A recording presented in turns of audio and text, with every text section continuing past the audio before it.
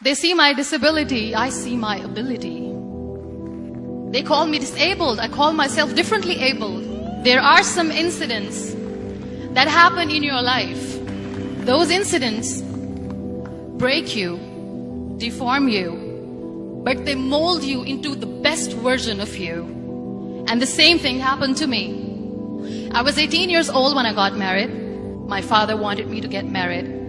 And all I said was, if that makes you happy, I'll say yes.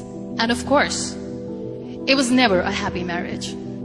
Just about after 2 years of getting married, I met a car accident. Somehow my husband fell asleep and the car fell in the ditch. He managed to jump out, saved himself. I'm happy for him. But I stayed inside the car and I sustained a lot of injuries. The list is a bit long, don't get scared. The wrist was fractured. Shoulder bone and collarbone were fractured. My whole rib cage got fractured. And because of the rib cage injury, lungs and liver were badly injured. I couldn't breathe. I lost urinary bowel control. That's why I have to wear the bag wherever I go. 3 vertebrae of my backbone were completely crushed. And I got paralyzed for the rest of my life. I finally ended up in a hospital where I stayed for 2.5 months.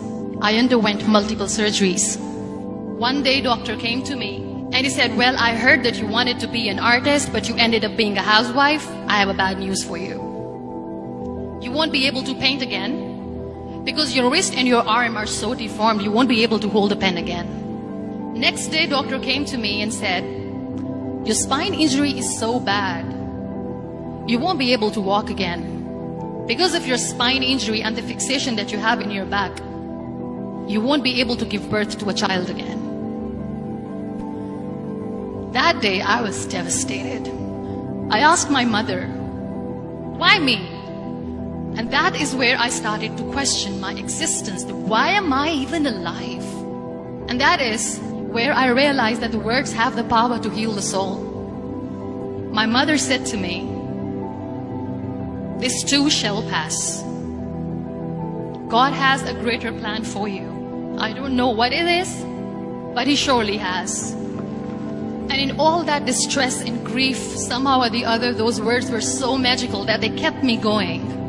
One day I asked my brothers, I know I have a deformed hand, but I'm tired of looking at these white walls in the hospital and wearing these white scrubs. I'm getting tired of this. I want to add more colors to my life. I want to do something. Bring me some colors. Bring me some small canvas. I want to paint. So the very first painting I made was on my deathbed, where I painted for the very first time. It was not just an art piece or just my passion. It was my therapy. And then I was discharged and I went back home.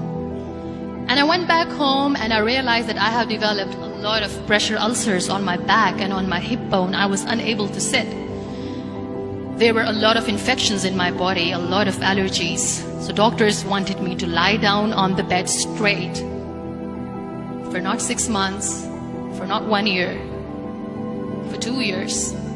I was bedridden, confined in that one room, looking outside the window, listening to the birds chirping and thinking maybe there will be a time when we'll be going out with the family and enjoying the nature.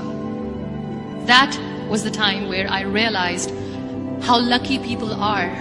That is the time where I realized that the day I'm going to sit, I'm going to share this pain with everyone to make them realize how blessed they are, and they don't even consider them lucky.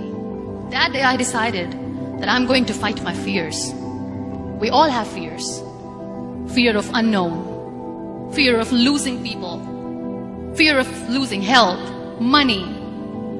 We want to excel in career, we want to become famous, we want to get money. We are scared all the time. So I wrote down one by one all those fears. And I decided that I'm going to overcome these fears one at a time.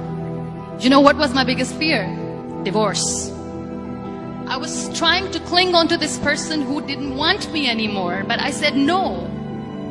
I have to make it work. But the day I decided that this is nothing but my fear, I liberated myself by setting him free.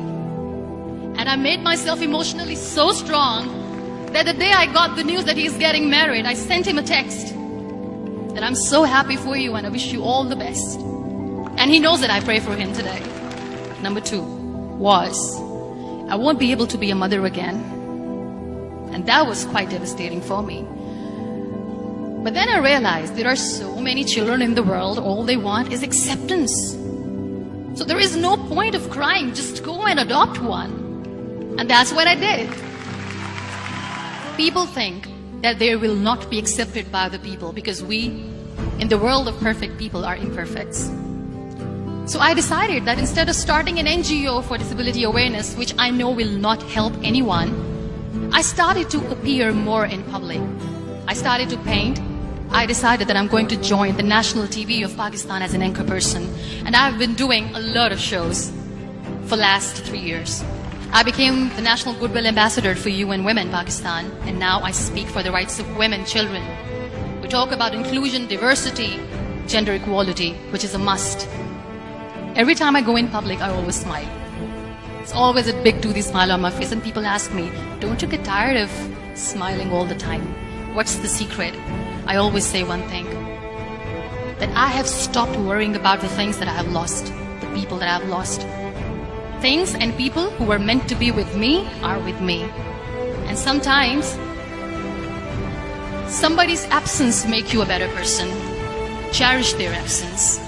It's always a blessing in disguise. Live your life fully. Accept yourself the way you are. Be kind to yourself. Be kind to yourself. I'll repeat, be kind to yourself, and only then you can be kind to others. Love yourself and spread that love. Life will be hard. There will be turmoils, there will be trials, but that will only make you stronger. So when you accept yourself the way you are, the world recognizes you. It all starts from within.